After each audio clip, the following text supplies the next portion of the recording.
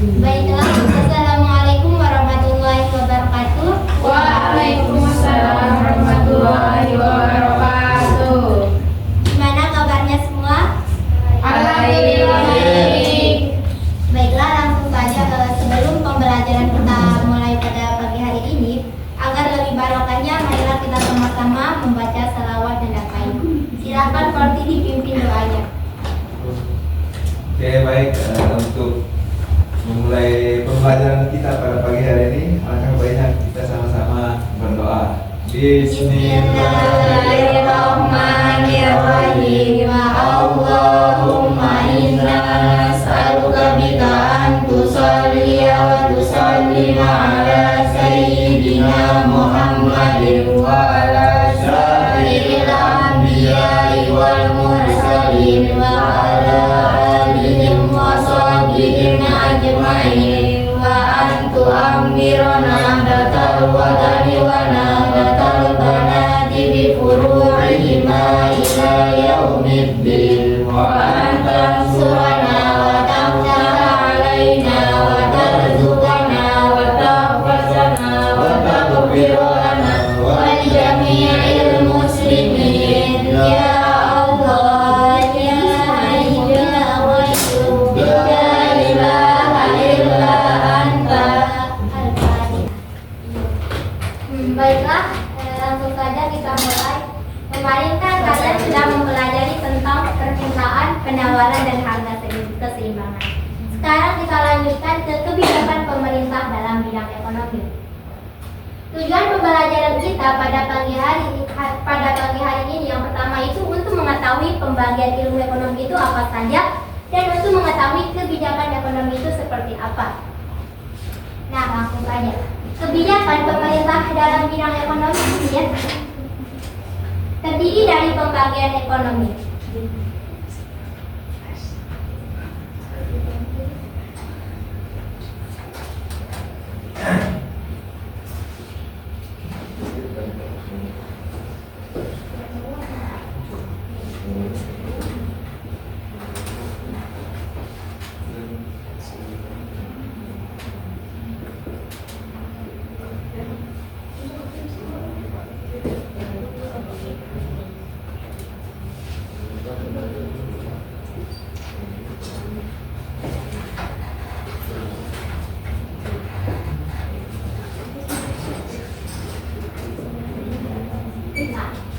Kebijakan pemerintah dalam bidang ekonomi ini terdiri dari pembagian ilmu ekonomi.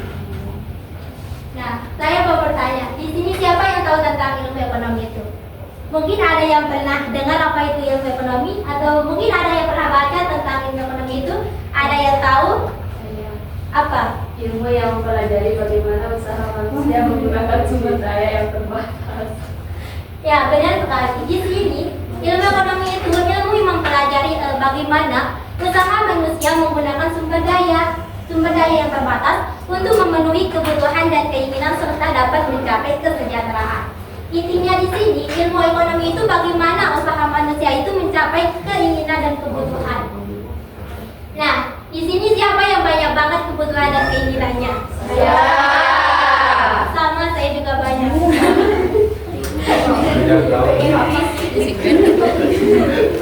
Pembagian ilmu ekonomi ini ada 3. Yang pertama, ilmu ekonomi teori. Yang kedua itu ilmu ekonomi restriktif dan ilmu ekonomi harapan. Yang pertama itu ada ilmu ekonomi teori. Ilmu ekonomi teori ini di mana menjelaskan hubungan antara peristiwa-peristiwa ekonomi dan dirumuskan dalam hukum-hukum ekonomi. Maksudnya di sini, ekonomi teori ini kumpulan teori-teori di bidang ekonomi yang berusaha menjelaskan dan mencari pengertian. Intinya di sini ekonomi teori ini masih sebatas teori. Ekonomi teori ini dibagi menjadi 2. Yang pertama itu ilmu ekonomi mikro dan makro. Nah, di sini siapa yang tahu tentang ilmu ekonomi mikro dan makro? Ada yang tahu? Mungkin ada yang pernah dengar, mungkin ada yang pernah baca. Nah,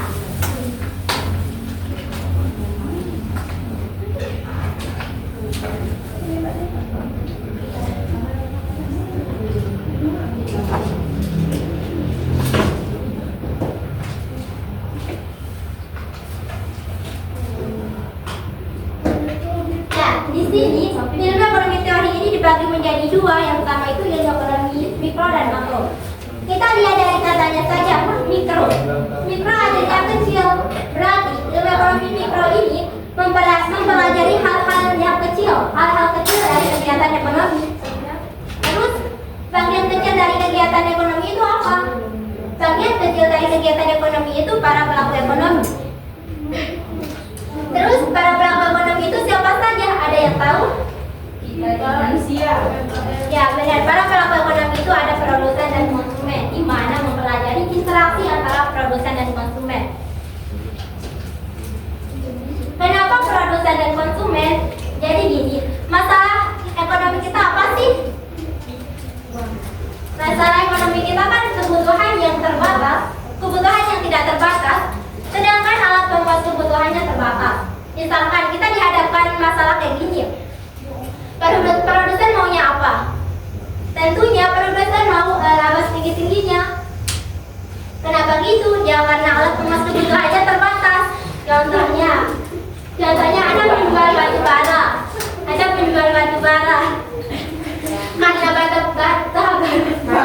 batu bara itu terbatas, ya jangan dijual murah dong, dijual dengan harga laba setinggi-tingginya.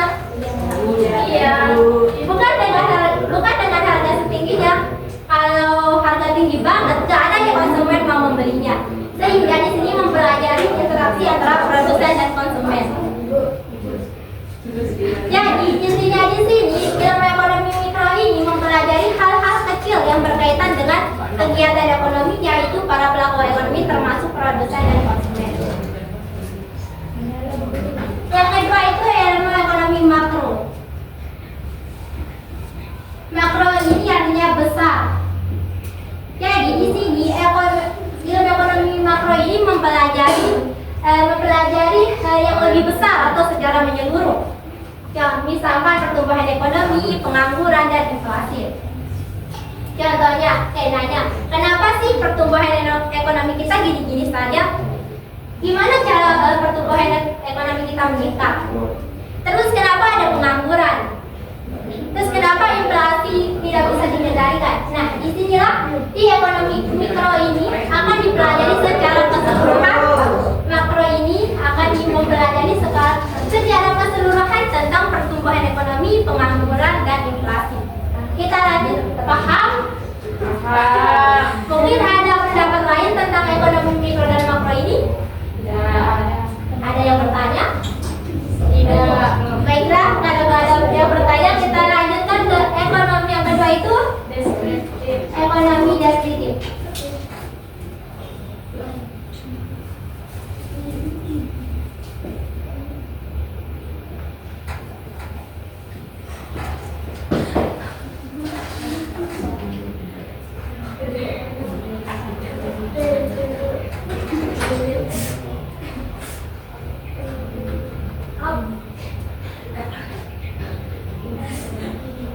Ya, di mana ekonomi deskriptif ini menerangkan dan menguraikan fenomena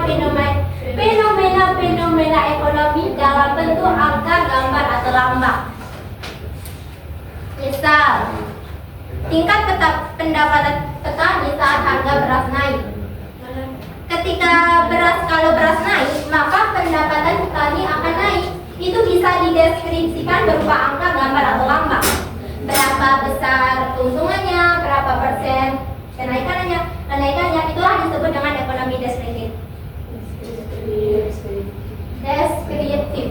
Atau ekonomi deskriptif ini sering disebut dengan kondisi yang sebenarnya atau fakta yang terjadi yang berkaitan dengan fenomena ekonomi. Contohnya apa? Contohnya krisis ekonomi pada tahun 1998. Apa fakta-fakta yang terjadi? Misalkan harga-harga naik pada waktu itu, terus daya beli masyarakat turun. Itulah fakta-fakta yang terjadi.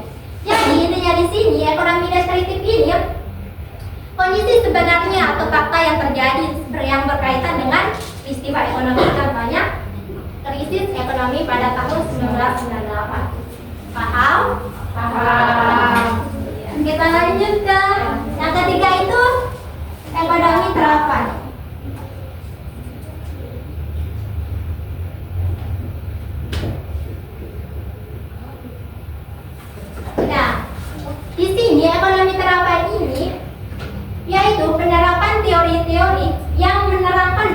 fakta ekonomi dan merumuskan kebijakan-kebijakan untuk mengatasi masalah ekonomi. Misalkan lagi masalah pengangguran dan masalah inflasi. Jadi intinya di sini ekonomi terapan itu adalah cara atau solusi untuk mengatasi permasalahan ekonomi. Aktif. Dan tadi yang pertama di urutan pertama itu ilmu ekonomi teori. Di ekonomi teori ini masih sebatas teori. Kita lanjut ke deskriptif di ekonomi deskriptif ini ya.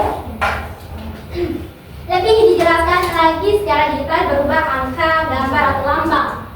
Tetapi ketika terjadi permasalahan yang berperan adalah ekonomi terapan, di mana ekonomi terapan ini akan memberikan kebijakan-kebijakan guna untuk menyelesaikan permasalahan-permasalahan ekonomi.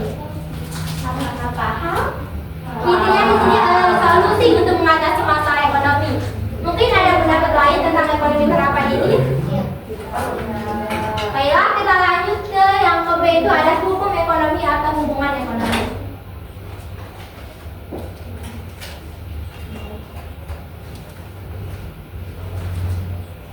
Ada yang tahu apa itu hukum ekonomi?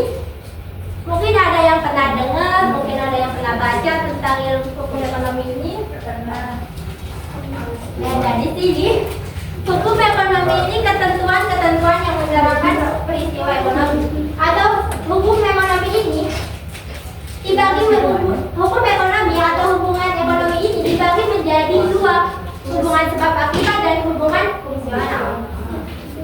Hubungan sebab akibat disebut juga dengan hubungan kausal, yaitu hubungan peristiwa ekonomi akan mengakibatkan peristiwa lainnya, atau hubungan ini tidak berlaku sebaliknya. Contohnya, hubungan antara menjangkitnya tanaman padi dengan penerimaan padi. Ketika tanaman padi terkena hama penyakit, maka produksi akan turun, tetapi hubungan ini tidak berlaku sebaliknya. Penurunan padi tidak menyebabkan naiknya hama penyakit. Nah, hubungan ini tidak disebut dengan hubungan yang tidak berlaku sebaliknya. Tetapi berbeda dengan hubungan fungsional. Hubungan fungsional ini sering disebut dengan hubungan yang saling mempengaruhi, yaitu dua peristiwa atau lebih yang saling mempengaruhi.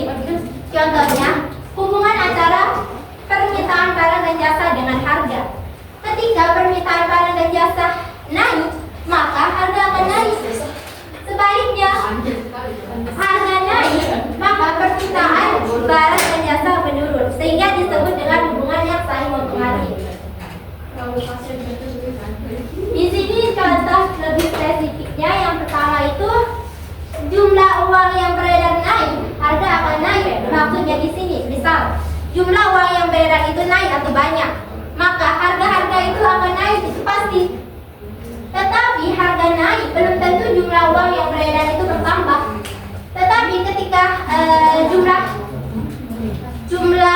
uang beredar itu banyak, itu penyebabnya belum tentu karena jumlah uang yang beredar bertambah. Maksudnya di sini, ketika harga naik itu belum tentu jumlah uang yang beredar itu bertambah di masyarakat.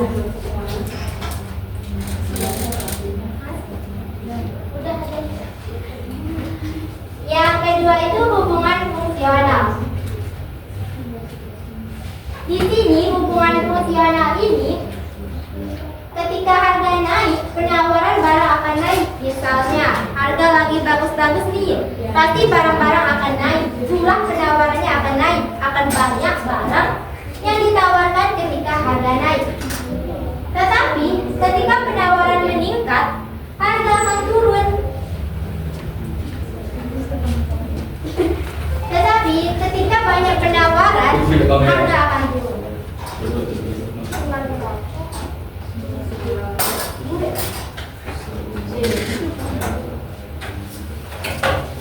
Seperti tentang kebijakan ini tentang hubungan ekonomi itu, paham dengan apakah paham tentang hubungan ekonomi? Paham. Apa itu hubungan ekonomi? Hubungan ekonomi itu dibagi dari dua.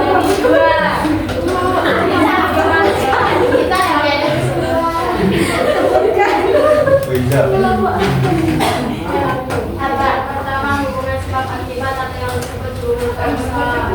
Yang kedua, hubungan fungsional. Hubungan sebab akibat itu sering tadi disebut dengan hubungan apa? Kausal. Atau apa? Kausal. Atau hubungan yang tidak berlaku sebaliknya. Terus hubungan usia sebaliknya disebut dengan hubungan apa? Yang saling mempengaruhi. Iya, benar sekali. Di sini kita lanjut ke kebijakan pemerintah dalam bidang ekonomi. Ada yang tahu tentang kebijakan pemerintah dalam bidang ekonomi? Mungkin ada yang pernah baca, mungkin ada yang pernah dengar tentang kebijakan pemerintah dalam bidang ekonomi. Di sini kebijakan ekonomi pemerintah adalah tindakan, keputusan atau langkah-langkah yang diambil pemerintah. Tujuannya untuk meningkatkan pertumbuhan ekonomi, menciptakan lapangan kerja dan kesejahteraan masyarakat.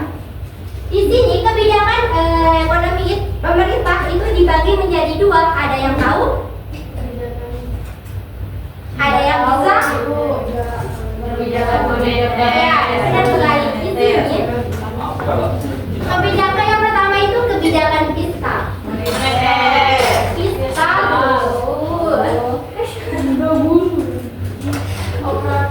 Ada yang tahu kebijakan fiskal itu? Kebijakan ekonomi yang dilakukan Oleh pemerintah. Ya, benar sekali. Di sini kebijakan fiskal ini, kebijakan fiskal adalah suatu kebijakan ekonomi yang dilakukan oleh pemerintah dalam pengelolaan keuangan negara. Di sini disebutkan pengelolaan keuangan negara. Apa sih yang dikelola? pendapatan. Ya, benar sekali. Yang dikelola adalah pendapatan dan pengeluaran negara yang tercantum dalam APBN atau anggaran pendapatan belanja negara. Sumber pendapatan negara berasal dari pajak, sedangkan pengeluaran negara itu bentuknya belanja negara. Dengan belanja negara ini biasanya digunakan untuk membangun pembangunan negara atau membangun infrastruktur negara. Jadi intinya di sini kebijakan fiskal ini mempelajari hal-hal atau mempelajari menyangkut hal-hal yang berkaitan dengan pajak dan belanja negara. Di sini ada tujuan kebijakan fiskal. Yang pertama itu memperbaiki keadaan ekonomi. Yang kedua itu meningkatkan kesempatan kerja. Yang ketiga itu menjaga stabilitas harga secara umum dan laju inflasi. Dan yang keempat itu meningkatkan distribusi pendapatan nasional. Paham tentang kebijakan fiskal?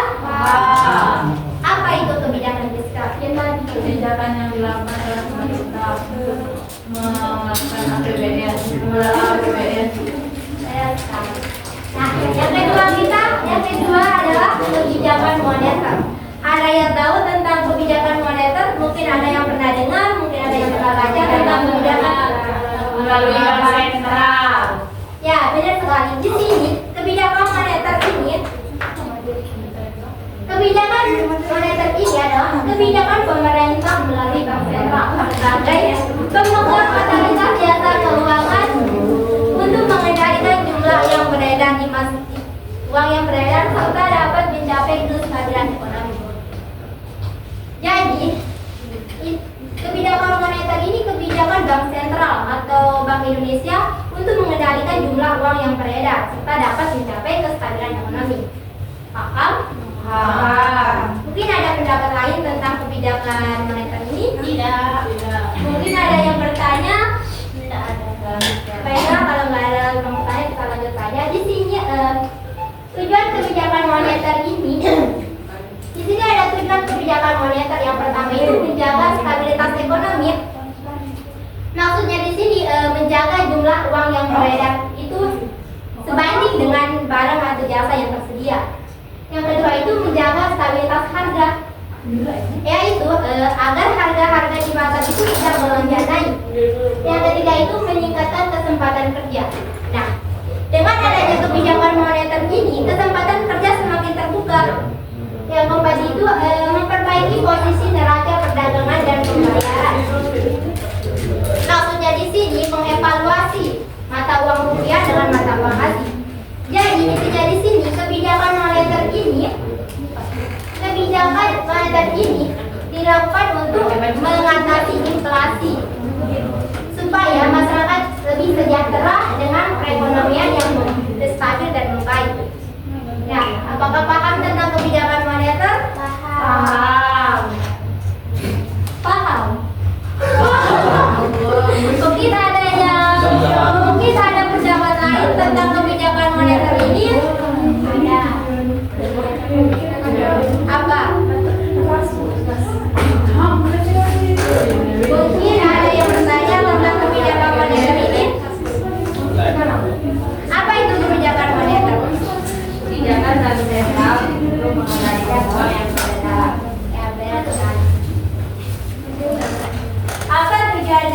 kebijakan moneter.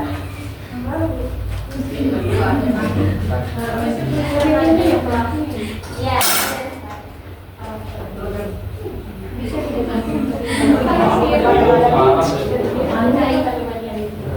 Nah, di sini siapa yang bisa menyimpulkan tentang kebijakan pemerintah dalam bidang ekonomi? Kalau ada nanti dari Adia yang bisa menyimpulkan tentang kebijakan ekonomi ini. Ada yang bisa? Tidak. Apa ya? Tidak.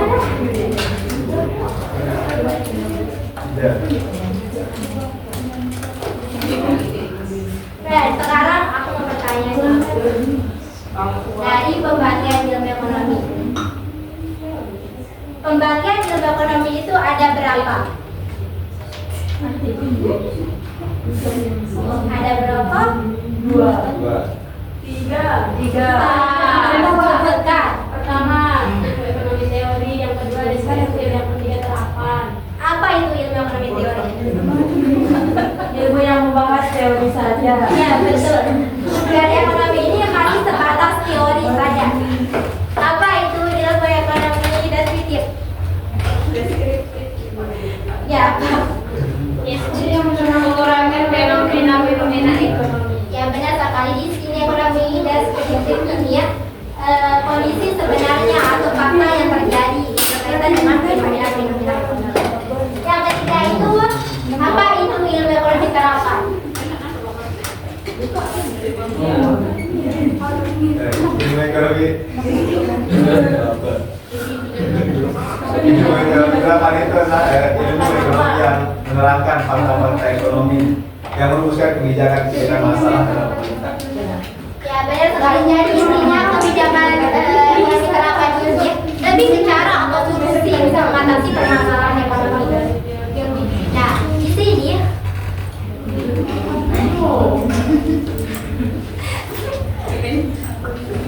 ada hubungan ekonomi. Nah, hubungan ekonomi itu dibagi menjadi berapa? Dua. Sebutkan.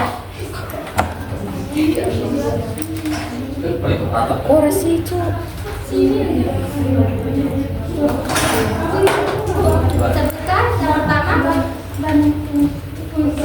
Ya, benar sekali. Bu, Kalian aku Bu, nanya. apa? Pajak termasuk pemasukan negara nggak, Bu? Pemasukan pendapatan negara, termasuk pajak itu termasuk pendapatan negara. Sedangkan pengeluaran negara itu bentuknya belanja negara itu biasanya digunakan untuk pembangunan negara atau membangun infrastruktur negara. Berarti pajak itu langsung ke negara yang dikelola. Iya, Ada pajak daerah. iya deh. Iya, pajak daerah, pajak negara. Nah, yang ketiga itu kebijakan fiskal. Salah. Yang ketiga itu ada kebijakan pemerintah. Nah, ada yang tahu kebijakan pemerintah itu ada berapa? Dua. Apa saja? Apa itu kebijakan fiskal?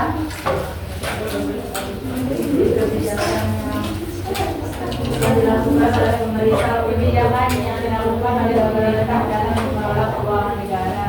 Ya, benar sekali. Di sini kebijakan fiskal itu untuk mengelola pendapatan dan pengeluaran negara. Ya, mungkin sepertinya kalian sudah capek ya. Mungkin kita akhiri saja pembelajaran kita pada pagi hari ini. Tetapi sebelum kita mengakhiri pembelajaran kita pada pagi hari ini ya, saya akan bagi barengannya. Marilah kita sama-sama melakukan